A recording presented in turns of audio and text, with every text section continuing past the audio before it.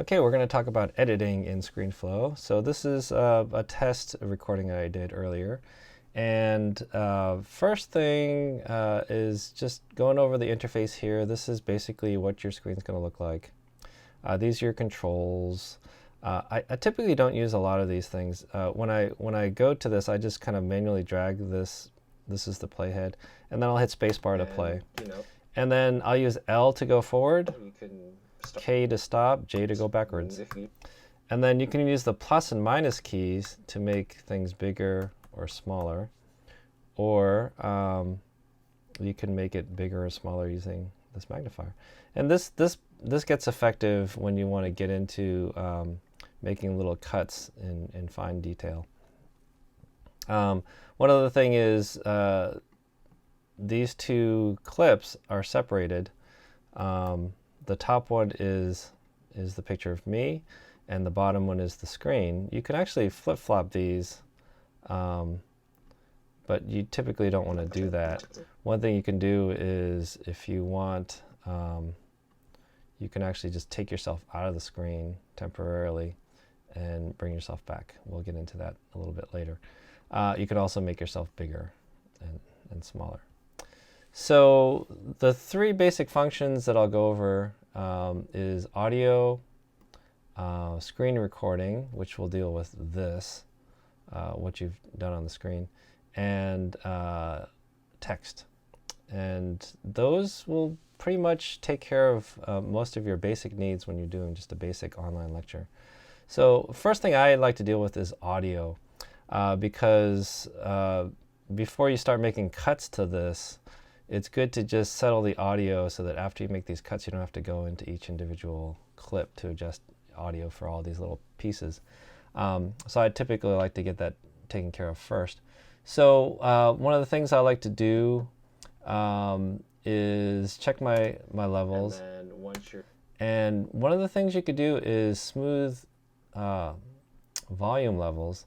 And what it does, it takes kind of all the low levels and brings it up, and it gives you a nice, nice level so that it's optimal. When you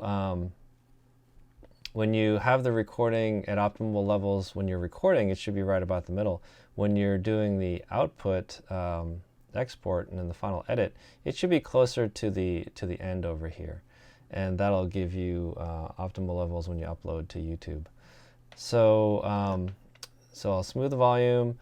One other thing that you might need to do is go into here and set mix to mono, only if you're using a microphone separately. I'm using a Focusrite USB interface with the lavalier, and it only records on the left channel. And so if you find that your audio is coming out of one side and not both sides, you can set the mix to mono, and basically it'll come through both sides.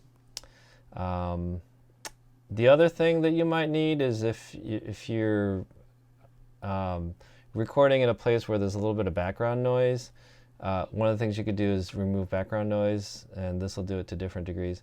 I don't like to use this too much because it starts to affect the tone of your voice and the clarity the higher you raise it. But if it's a kind of a slight distracting noise, it's something that you can try. Try it, play it, experiment with this. I typically don't use it too much because I like to control the recording when I record in the first place. So I'll leave those off. I don't usually do anything with auto filters. So those are the basics with audio. Next we'll look at screen recording. And so this is where, if you're doing any kind of software tutorial, this gets really effective. So you can show the mouse pointer. Let me get to a place where. Okay, so if you see here, you don't see the mouse pointer, so we can say show mouse pointer, and then it shows up right there. And then radar effect. So this will create this kind of pulsing radar out from where the mouse pointer is every time you click, and I find that to be really effective. Pointer, these are different shapes you can do from the pointer. Opacity, and then you can make a sound when you click. I usually don't. And then what else is there? Keystroke, show keystroke. So this is, again, helpful. Now, if you look in this portion, I'm using the arrow keys right down here. And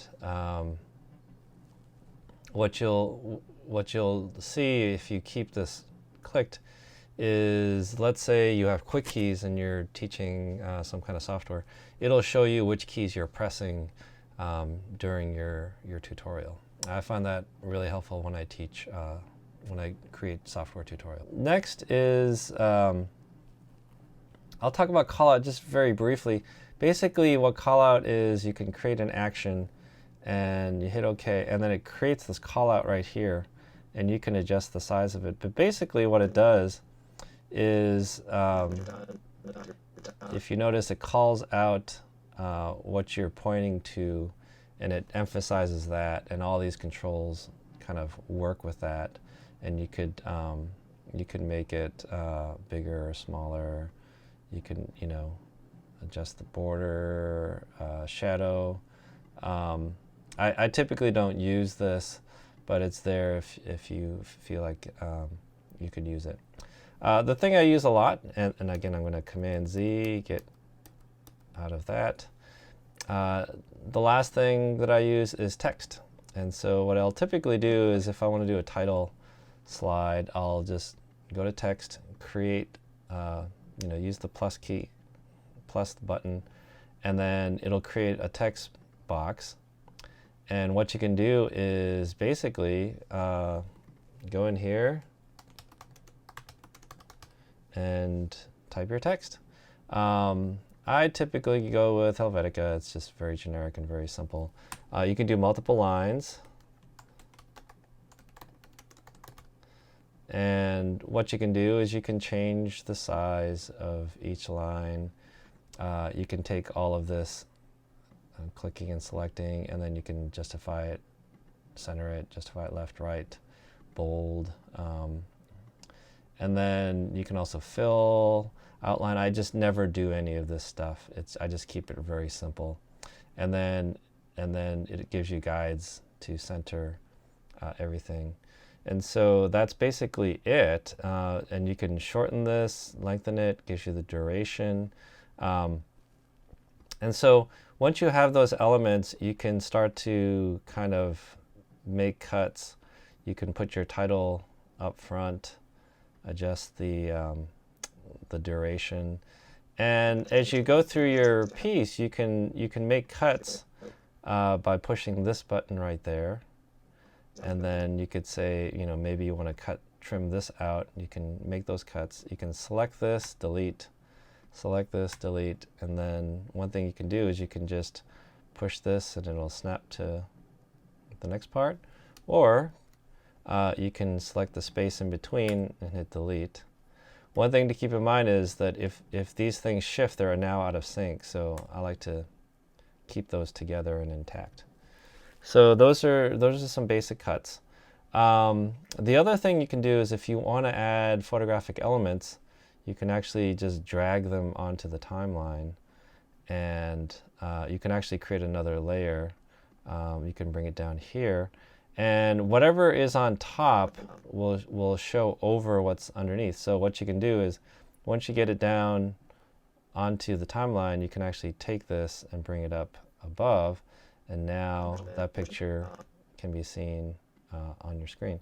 And with that, you can click on your picture and you can make it bigger or smaller, add it to your scene, however you want. Delete. And then the other thing you could do is you can bring in a video and just drag it in, and it will just work just like any of these other clips.